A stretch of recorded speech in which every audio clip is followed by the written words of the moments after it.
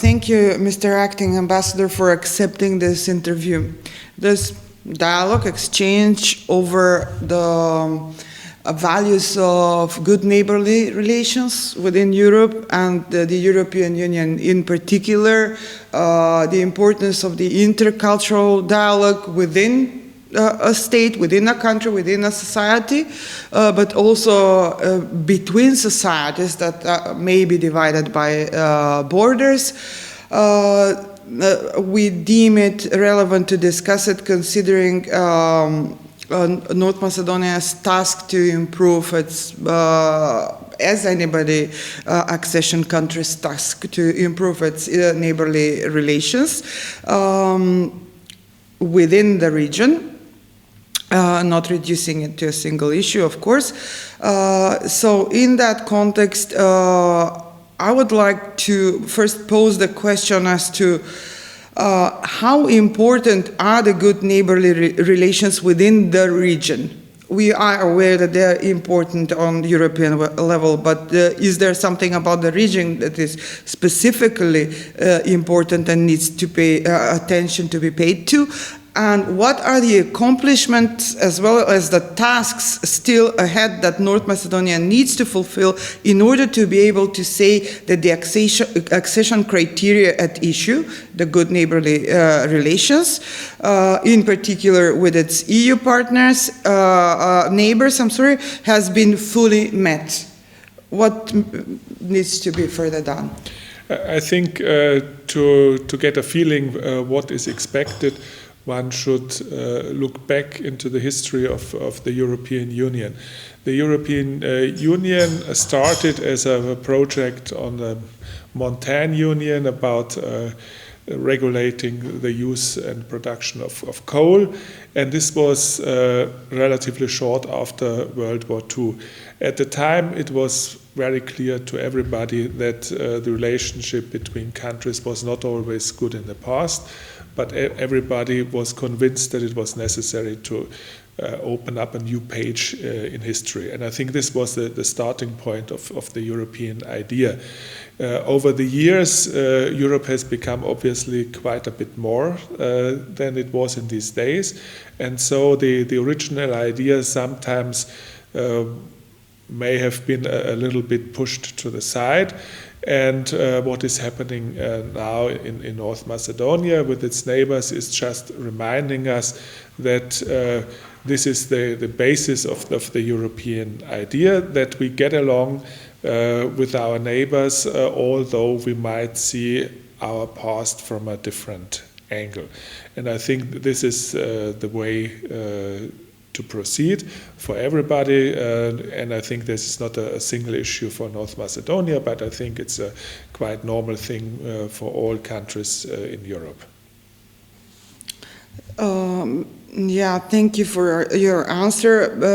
Before moving to the next question, which would illustrate the fact that you just stated, in the context of the project, I would perhaps also like to mention for the viewers of this interview that learning from our partners within this project, mainly Slovakia, Hungary, Poland, and the Czech Republic, we found out that there are still unresolved differences about the past, as you say, within that group, but that group kind of not just moves along within the union as in sort of a good context of good neighborly relations, but also simply continues to meet the criteria of good neighborly relations. So moving on to the German-Polish example, that's why I gave this short footnote, because this is also discussed by other researchers in the project. Moving on, we would like to learn more about the lessons that can be drawn from the German-Polish dialogue and the German-French dialogue on cultural and historical heritage-related differences. I'm not sure if we could call them dispute, but definitely differences. Furthermore, how can these lessons be transposed onto the Macedonian society as well as onto the relations between the society of North Macedonia and the societies, of the neighboring countries, in particular Bulgaria and Greece, as they are part of the good neighborly relations criterion? I think relations in Europe over the centuries have been very much a history of wars and conflicts. And the new thing after World War II was that politicians understood that something new had to be started, not to repeat over and over the conflicts of the past. You mentioned Germany, France. I think this is one of these examples. We had quite a few wars between our two countries. We had the War of 1870, we had the First World War, we had the Second World War, and then it was really high time to find another way how to proceed with each other. And obviously, also today, there is some pieces in history that we are seeing from different angles. If you take the Napoleonic Wars, in France, they would be seen from a different perspective than in Germany. But this doesn't mean that we don't try to shape the present day and do things together for the future of our two countries and Europe, because I think this has to be disconnected from each other, and it's not always necessary to have the same view about the past. It's enough to understand that there's different views and that you accept it. And I think this is the same with too many other countries which are members of the European Union now. Take Italy and Slovenia, take Slovenia and Croatia. You can find basically, if you want, an example between each member state and someone else. So it's I think the essence is to understand that one should not be blocked by the past, but rather go ahead into the future and also accept that there can be different views. And also there can be joint projects. Take Karl the Great, who is important for German history, who is also important for French history, and now there is a prize in his name for people who have done something important to promote the European idea. So you can also start a new view on historic figures, even if they have lived many centuries in the past. And the other example that you mentioned is with Poland. Obviously, the Second World War was probably most devastating in Poland. And Poland faced an assault from two sides. But what you can also see now, Germany accepted that it was wrong what happened during the Second World War and apologized for what happened. The other neighbor did not, and now the relationship between Germany and Poland has improved quite a bit. Although sometimes politicians want to look to the back, but I think this is not the opinion of the population in our two countries. Everybody wants to look into the future. And I think this is the essence of relationship with a neighbor. As a part of the European family, one has to accept the past is the past, of which one might have differing views, but the essence is to organize and shape the future together. Okay. Thanks a lot. I meant to ask about Karl the Great. I will again add a comment to your response. There has been quite a lot of dispute between the academic communities on the two sides of the border on the issue of multi-perspectivism. And sometimes it has been dismissed as a postmodern novel idea that has no use in practice. But what you're telling us about Karl the Great, and that you have just two perspectives, that are equally valid and that functions in the educational systems of the two societies proves that it can work. It's not just a postmodern experiment. This is my comment. We can edit it out if it doesn't fit the script that we agreed upon. Okay, so now, how important is it for a society's overall prosperity to nurture self-criticism in its public discourse towards its own elements of nationalism and xenophobia, assuming that there is no society which is free from this fault? Well, I think every society has to be aware that sometimes things are happening that cannot be positive for the future, and so there has to be a correction of it, and be it in relationship to other groups in the society, or be it just general developments. I think this is a very natural thing, and one should be very aware what's going on. And of course, now in the 21st century, it is quite normal that populations are mixing, because people are moving for jobs, for family reasons, for all kinds of other reasons. So we have to organize our societies in a way that they can prosper in a peaceful manner. And I think the difference is maybe in the Balkan region, that is not a lot of people coming in these days, but it's more a mixed population traditionally out of history.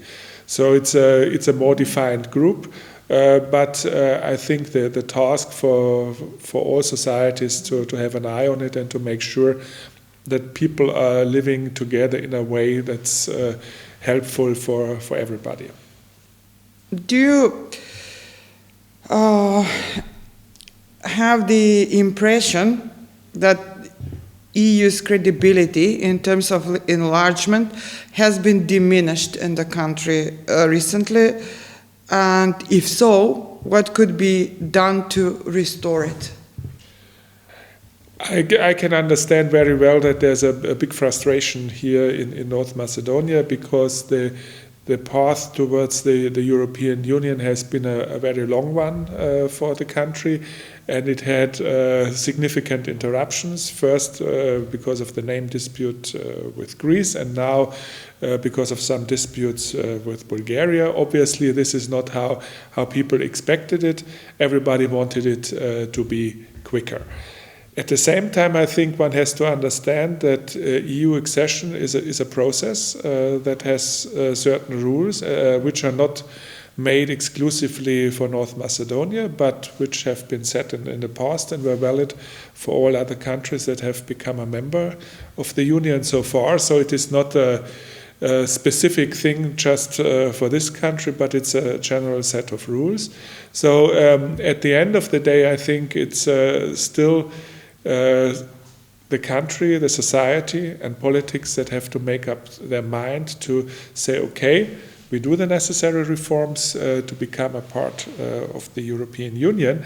And the good thing about it is that the reforms will have an immediate effect for people. It's not just on the day of EU membership that people will feel the benefits, but they will feel the benefits of any reform as soon as it is really put into effect. And I think this is also something that should be a little bit more present in the minds of people. So the very negotiations process actually brings benefit to the society, regardless of the fact that we are not fully a member yet. That was the point. Very often in this, lost credibility, supposed lost credibility, a certain sentiment plays a role that, you know, the EU doesn't really want us in. On the other hand, you have this geopolitical view on the enlargement process, especially in the context of the Ukraine war, etc. How accurate is the estimate that there is such thing currently, called the enlargement fatigue?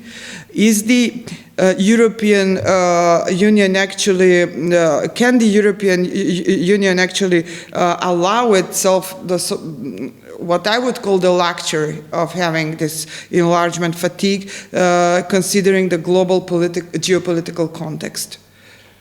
I think it was a relatively easy thing to decide on a European perspective of the Western Balkans. If you look at the map, this is like a piece missing just within a group of other EU countries. So it was a very logical political decision to say the Western Balkans should have an EU perspective.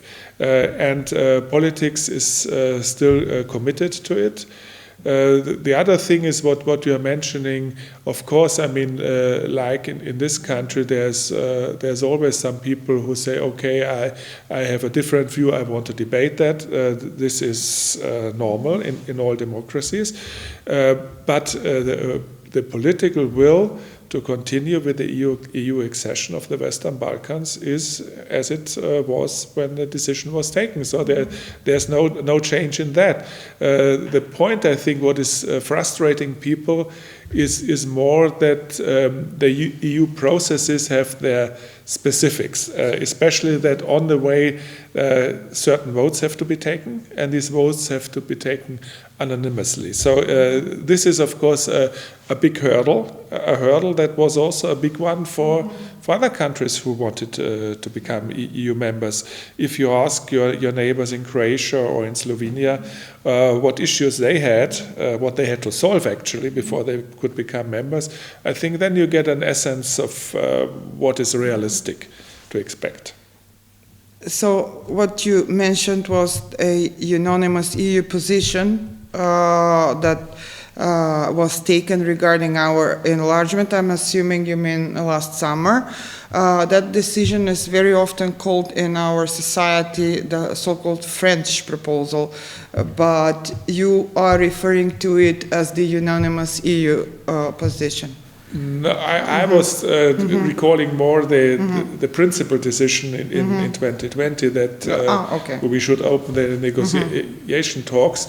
But of course, also this so-called French proposal, this was also now accepted by both sides, and so it is in the room, so you cannot deny it anymore.